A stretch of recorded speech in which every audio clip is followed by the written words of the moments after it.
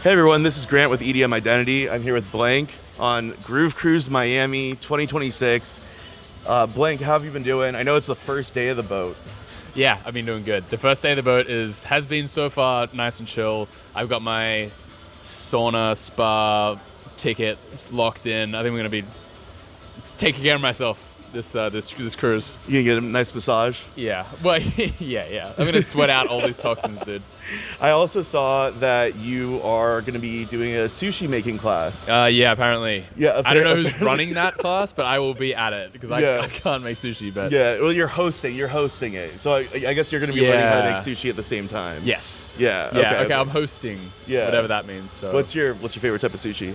I love a nigiri, a tuna, is probably my favorite for sure. I think like just sashimi's like just not enough. I need the rice balance. Yeah, that makes a lot of sense for sure. So yeah, just basic the plain, but it's got to be like. So I learned when I went to Japan and I watched like some sushi fucking documentary thing. It's just like if the sushi rice has to be like skin temperature, so when you put it in your mouth, you almost don't notice the rice; it just kind of melts. And same with like the fish has to be the right temperature and all that sort of stuff. And like I was like, I love that aspect of it.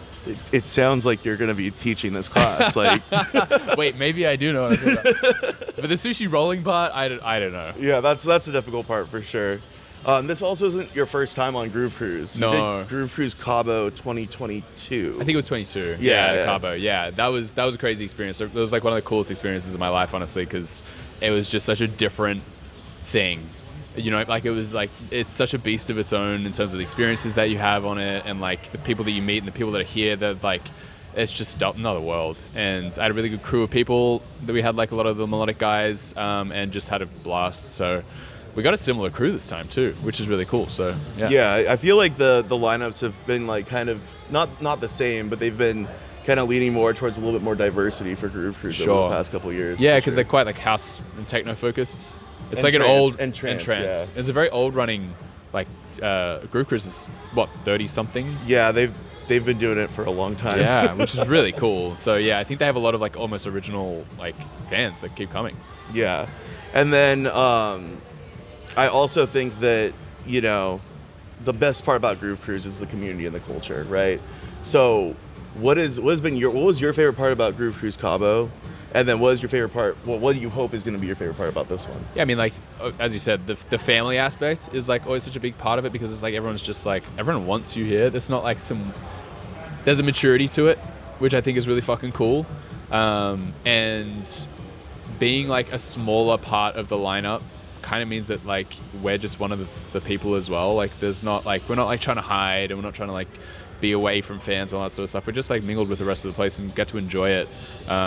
So yeah, honestly, just like taking this as a vacation this year in a way, and being with mates, because I mean like that's like a big part. That like Skeeter, the guy who runs it, he was like, it's you get to be like, it's more about the artists in a lot of ways, because we get to be with like our friends for like 4 days, which we never fucking get to do. Yeah. So I think that's going to be really like the best part of it for sure.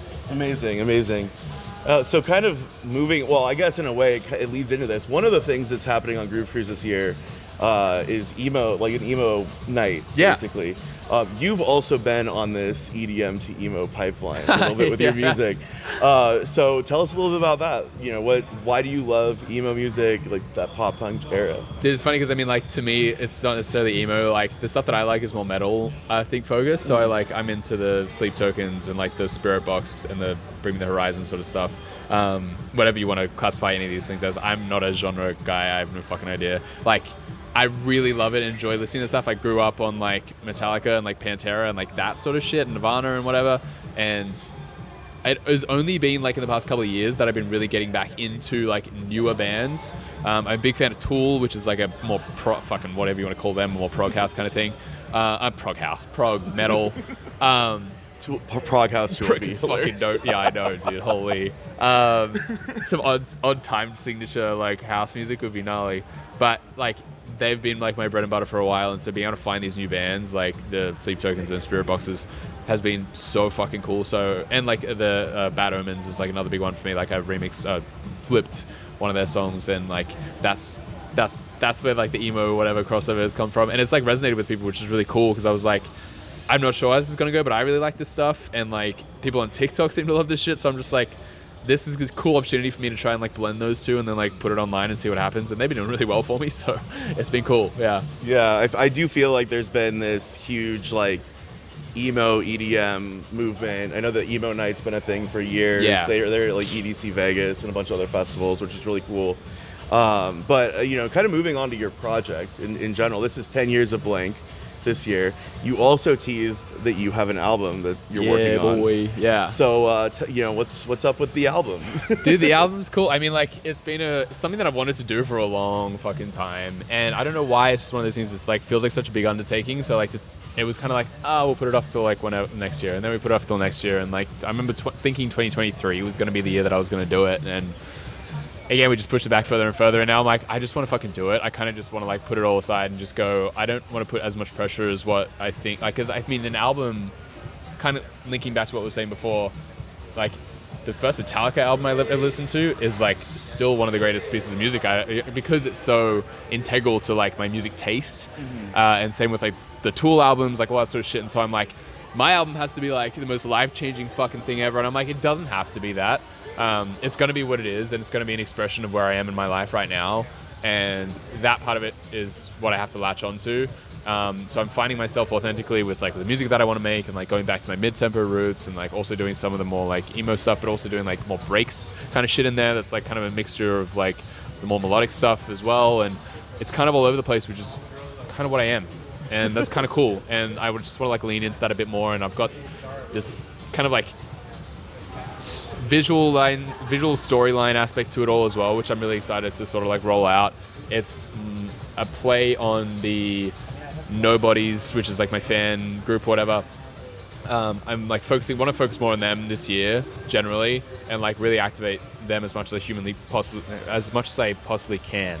And the story is kind of like about what's going to happen to the Earth if we keep going down the road that we are, and like ripping all those resources out and like all this sort of stuff, and the Earth goes to shit, and like it's kind of like the hope and the rejuvenation of how we bring Earth back to life in a way, and how we like go through it, and that's kind of going to be the story behind like the album and the visual aspect of it all, which I'm really excited to like build out more. There's like really cool Easter eggs inside of it all, and like I made this like alphabet and like language for it, and like all this sort of stuff, and it's like I did that in like 2019, I think. Oh wow! Like it was so like, or even I was still living in Australia at the time. I think it was actually 2018. I was like on a plane, and I'm like sitting there going like, this is gonna be really sick one day. So like 8 years later, I finally get to like roll this thing out. It's like it's gonna be like a typeface. It's like you can like actually type it on your computer, like all that sort of shit. So I'm really excited about all that sort of and those sorts of elements towards the album. It's a cool creative endeavor, I suppose, which I've just been wanting to do for a long time. That's amazing. So it's sort of like sonically past meets present meets future. Sure, yeah. But then visually it's also, I guess in a sense, it's also the exact same thing. Kind of, yeah. That's crazy that you had like the alphabet ready, yeah, like so many years ago, and now you're finally like, okay, I can show it to the whole world. You know what I mean? Yeah. That's totally amazing. So I'm hoping people can connect with those bits and pieces. Yeah. Yeah, and so, you know, obviously, you know, like I said earlier, it's 10 years of Blanke. You've grown so much since then. You know, that's crazy. Yeah. What has been one of the biggest standout moments over the past decade to you? Like maybe one where you're like, damn, I made it. Like this is right. What's up. Yeah, I mean one of the big ones for me was obviously like the EDC thing. Like doing Circuit Grounds was always one of those places where you just like that's so big to try and comprehend, but it's also really fucking cool. Like it's like the cool stage to me, and I was able to play that, and that was definitely one of those moments where I was just like, this is insane. I mean, also just collaborating with like the artists that I have over this course of time is like so silly. Like I'm just grateful that I was able to be able to like have the opportunity to do those things with like, you know, the Illeniums and the Zeds Deads and the Rezzes and shit. Like they were monumental to like my growth as an artist and as a project as a whole. And then you've also got like the guys like who I'm like friends with now, like Jason Ross's and all that sort of, you know, to have them as like grounding human beings in my life is really fucking cool. And like it's relationships like that where I'm like, that's crazy to me that I'm now like on a texting basis with like 7 Lions or whatever. And you're like, you tell me that, like I was talking to my best mate from when I was like 16, and I'm like, this is insane, right? Like this is so. He's like, yeah, dude, that's fucking nuts. And now it's just normal part of life. So it's like it's not necessarily like a moment. It's like just the everyday habits of like what's different in life now. And it's always cool to reflect back on that. Yeah. You're like, wow, I've got all these top tier DJs numbers in my phone. Right. we've got group chats going on. We don't talk about the group chats. It's all private, you know. No, yeah, but exactly. But yeah, that's awesome, you know. And I mean, like, it's been cool to see you continue to grow. One of the things I've really, really loved is, you know, your Eon Mode project. You know, obviously drum and bass is huge right now. I feel like in the US, drum and bass was always a big thing in some ways, but right now I feel like we're hitting this stride with it where everybody's just pumping out some amazing D&B, including you. So, you know, what has been sort of the journey with that project, and where do you see yourself taking that in 2026? Yeah, that project, I mean, initially sort of, it didn't even start as a project of its own. My first like D&B record was Alchemy back in like 2020. That was a Blanke song, and it was the success of that song that made me go like, fuck, maybe I can do this as like its own thing. And it's been great to be able to like focus a lot of creative energy that's like different to what Blanke is into this other completely different funnel, and to be able to collaborate with, I mean, like, yeah, some of the bigger artists in the UK already has been incredible. Like my first one was with Metric, and like that was kind of the turning point of like, this project has to be on its own now. And that was kind of like, with that release, I was like, that has to have its own lane. Before, it was like I was kind of blending it with the Blanke thing, like Blanke presents Eon Mode, and like I was playing inside like a Blanke set or whatever. And to be able to even have the opportunity to have it be a separate thing, and now have it, I'm doing a tour, like my first headline tour in the States with it, like starting next month, and that is just kind of a crazy thing to think about now. And like we did Red Rocks with the Worship guys. Like the Worship guys did Red Rocks. I didn't do shit.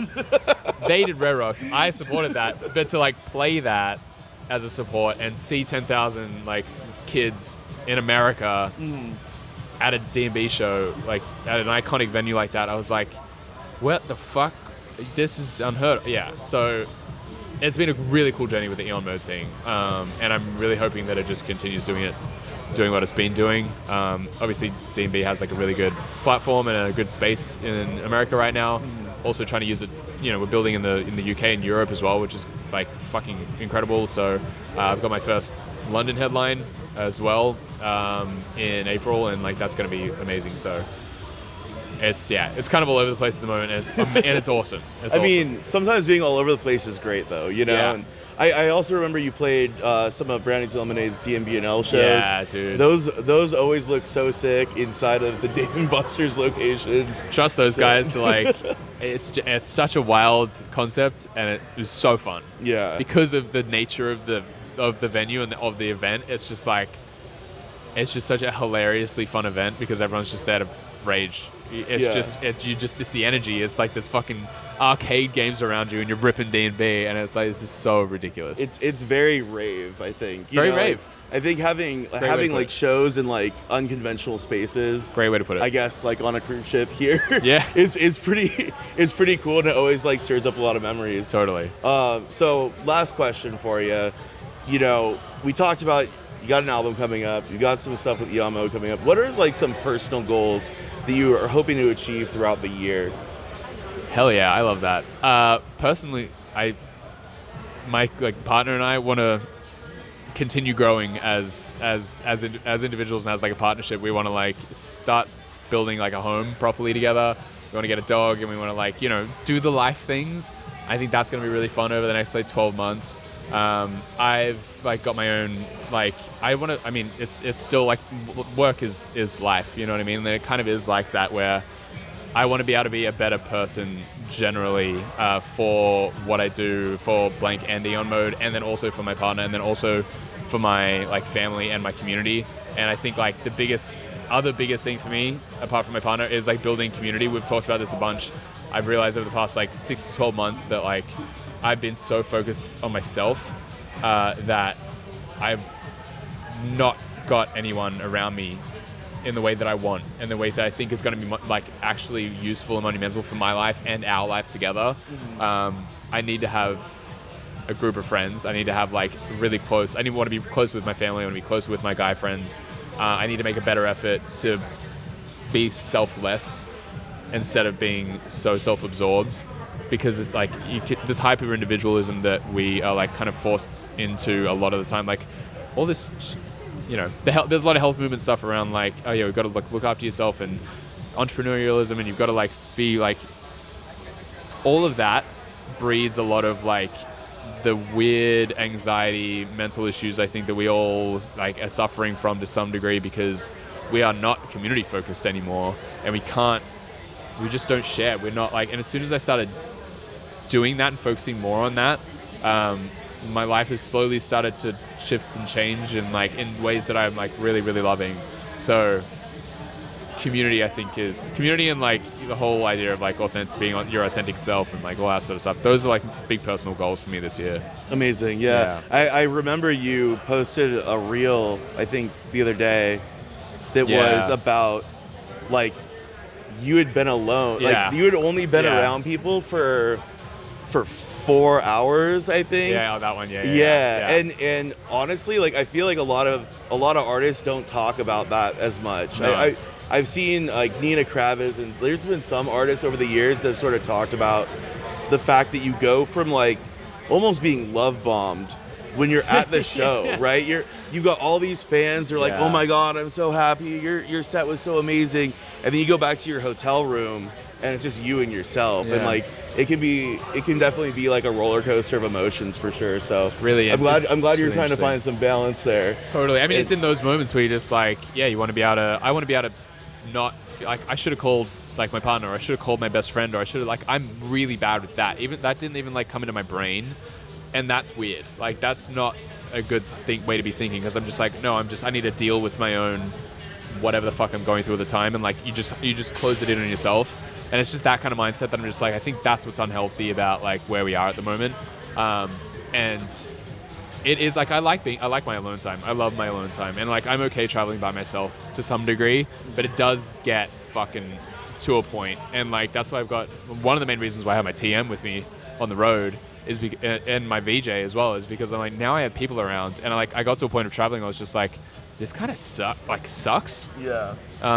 Because it's just, there's so many aspects of travel that's like really heavy, and like really, you just need someone else to go through the shit with you sometimes, whether you like haven't slept at all, and you've got this fucking like, you go from, and I've done this a few times recently too, you go from like stage to transport into the plane, and then you're like sitting there in a shitty plane chair going like, I can't even sleep, and then you got to like show up as a normal human being in the next show, and like, again, not complaining, this is amazing, but it's like, it physically takes a toll on you. Like there's no way around it. It's not like there's no amount of like, oh, I can just nap it off and I'm stoked again. It's like not sleeping like actually fucks with your brain, and like that's something that we need to like actually take into account, be careful of, because like that's where a lot of these issues can come in and slide their way in when we're like, so there's a whole thing on that obviously, but I think having people around and like also sharing stuff like that, I think is helpful for sure.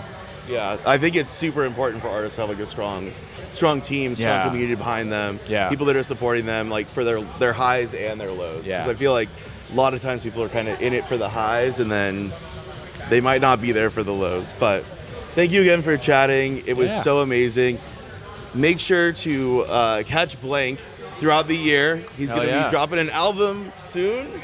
Hell yeah, dude. So there's going to be really cool stuff on there. Yeah. But thank you again. Of course, and hopefully you're going to have a great rest of your group. I'm sure we will. Yeah, thanks for having me, man. This is great. All right, thanks so much. Legend. Hell yeah, brother. Appreciate you, dog. Fucking A.